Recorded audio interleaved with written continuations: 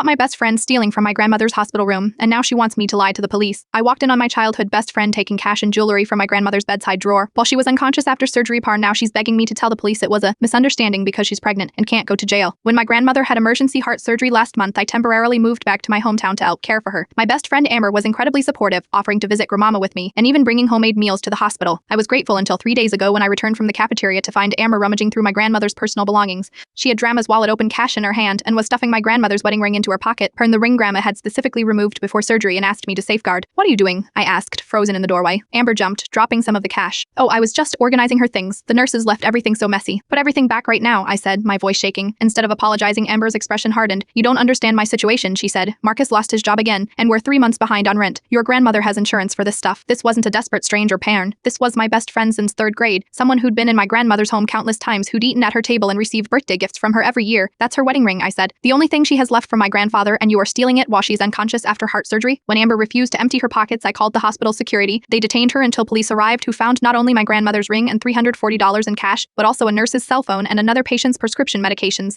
As they led her away, Amber looked back at me with tears streaming down her face. "I am 2 months pregnant. I can't have my baby in jail." This was the first I'd heard about any pregnancy. I was too shocked and hurt to respond. The next day, Amber's mother called me sobbing that I was destroying her daughter's life over a misunderstanding. Then Marcus, Amber's boyfriend, showed up at my grandmother's house at midnight, pounding on the door and screaming that I was a backstabbing bitch who was trying to make his unborn child homeless.